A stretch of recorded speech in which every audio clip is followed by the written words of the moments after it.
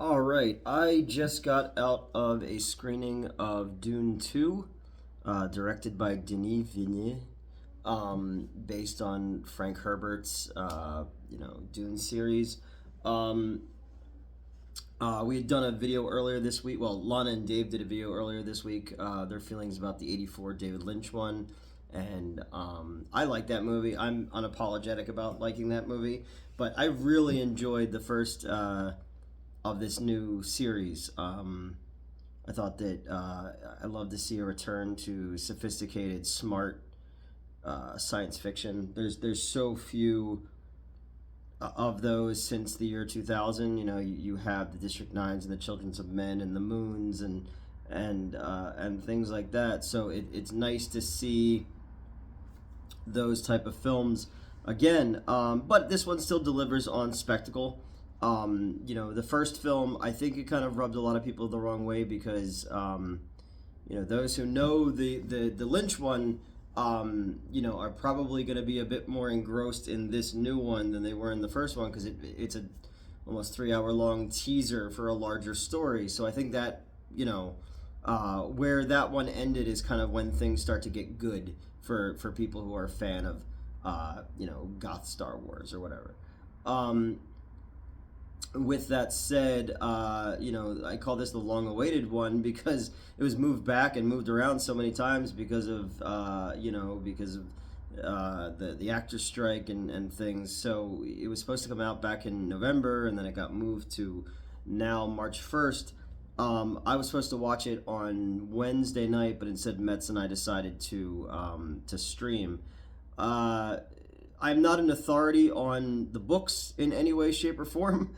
I read them, and because that's what any good boy or girl little nerd is supposed to do. And I remember them being a bit less approachable, sort of like Lord of the Rings at first, because I read them at a pretty young age. Being the linguistics of it all was a bit more of a mountain to climb than some other science fiction books that you could just pick up and play.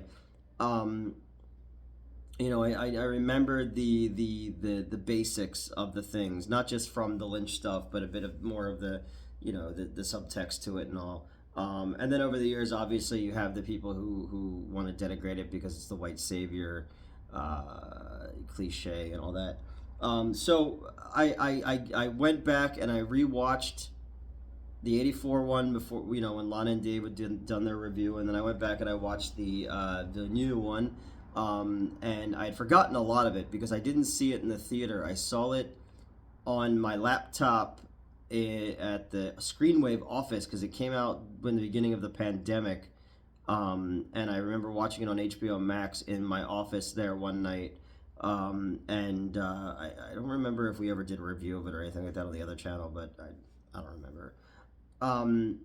So I went into this one knowing I'd done a little bit of homework to see what I was going to be experiencing with this one, and their things were changed.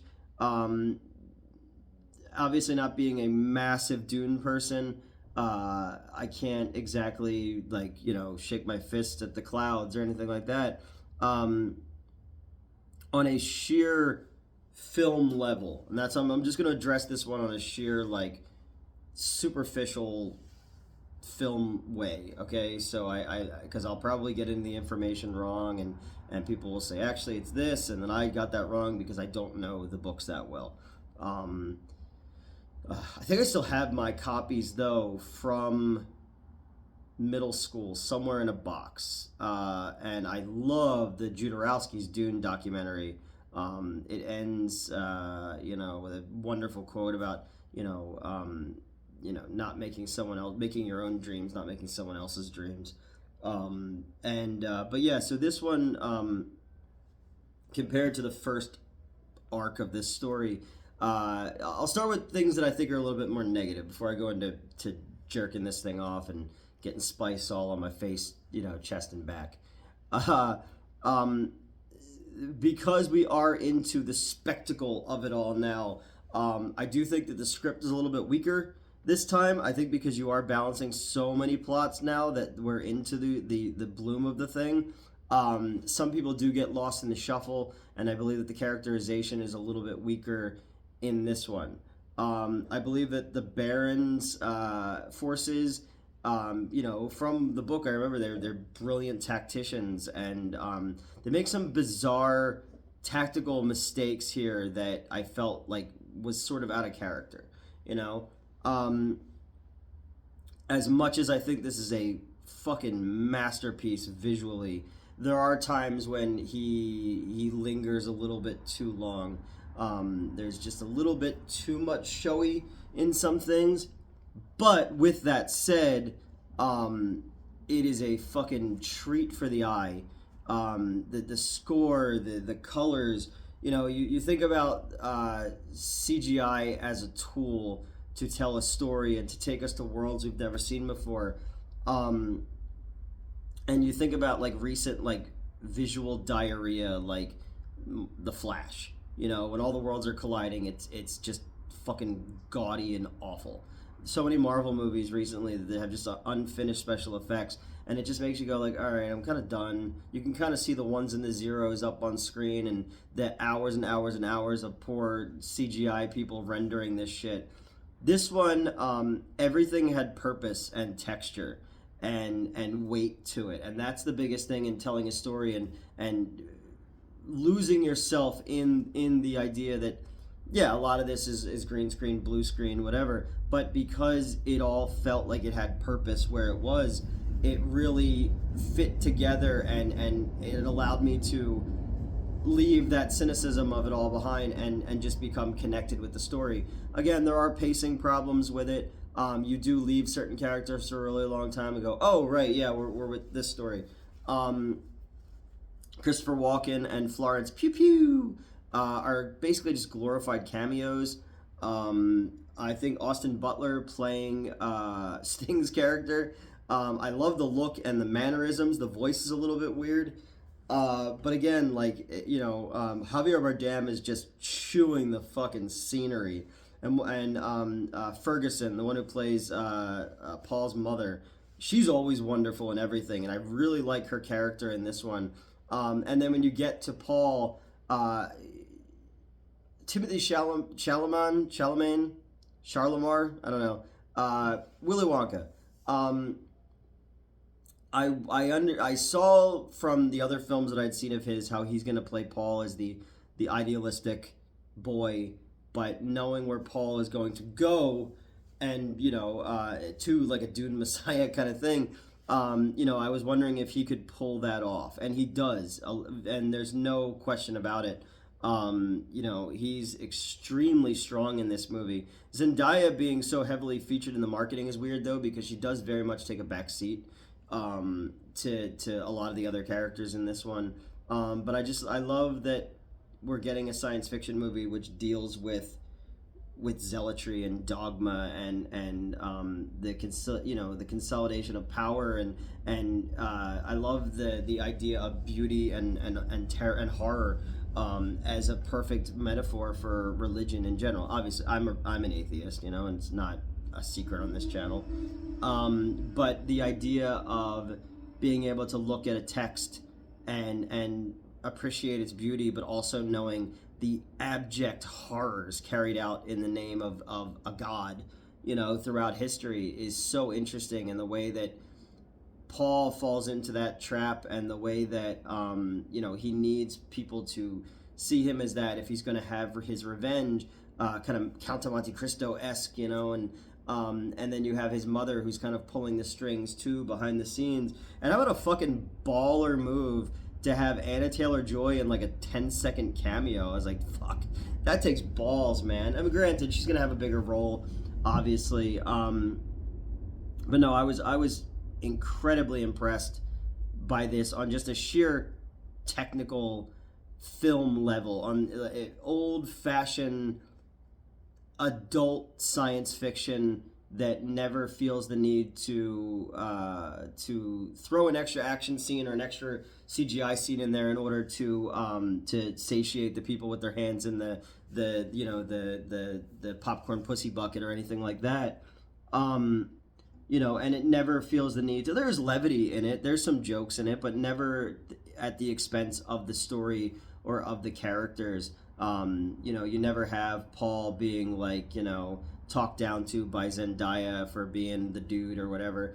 You never have the tension of the moment broken with making a Marvel style joke or anything like that. It treats the source material with respect, from what I know from reading it years and years and years ago, and just what people tell me, and big fans of Dune.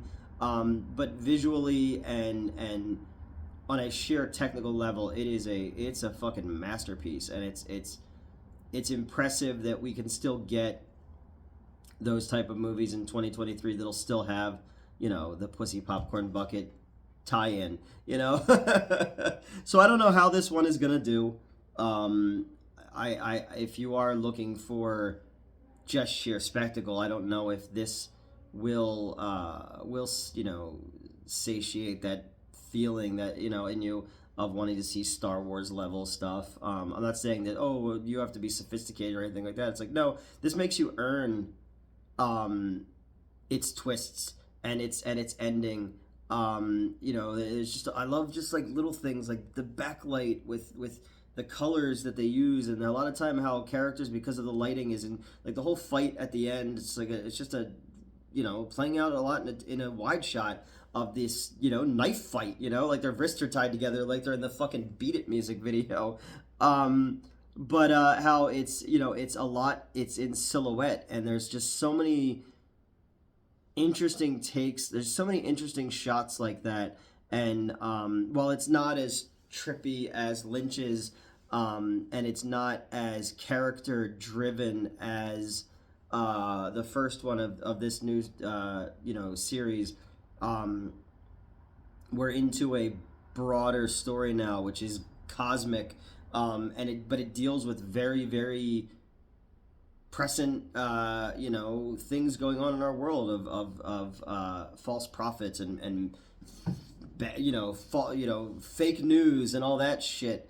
And it's about how people who are scared and downtrodden and seeking something look to these figures, and where the cult of personality comes from. It's where religious zealotry comes from.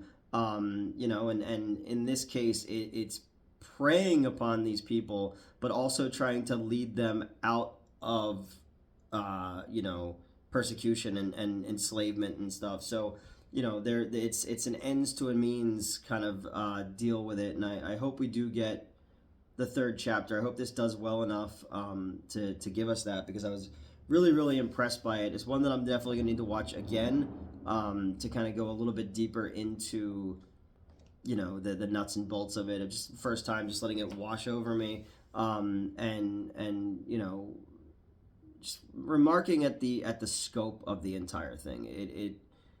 I love when a movie feels broad and alive, and you have all these scenes like where they're in the Barrens for the nephew's birthday, with the fight and all that, and it's like a fucking episode 2 style arena with all these CGI extras and stuff like that, but at no point does it feel cheap. And I think a lot of that is also the amazing contrast of the black and the white that's used, as the world itself is black and industrial and Giger-esque, and then everyone is painted this pale white. Little choices like that I just find super interesting. The CGI, like even the ships and everything, every little thing looks like it has purpose to it. It's not just there because wouldn't that look cool, as much as I like Zack Snyder, Rebel Moon, I was just a lot of like CGI, like wouldn't this look cool? And I was like, I don't know, man. But yeah, no, Dune 2, the Dunening, Red, White, and Dune, Dune 2, The Search for Curly's Gold, Dune 2, Electric Boogaloo, I don't know, Dune 2, Book of Shadows. That actually might work for this. But yeah, no, I really dug this, man, and I'm definitely gonna have to watch other people's reviews of it that are a bit more breaking into the source material and what was changed, because I'm always interested to see how studios move things around to try to fit the time allotted, and create a narrative that they think that modern audiences will be able to digest. So yeah, that's it. That's kind of my right out of the theater thoughts on the entire thing. Um, I'll revisit it again, just like I revisited the first one and the '84 one again recently. And just to learn a little bit more about it, and maybe some shit I forgot, and I don't know. I liked it. I liked it a lot. I like when smart, sophisticated science fiction can still be a thing, and we can still treat audiences like they're not, fucking retards, and yeah, that's it. Dune 2.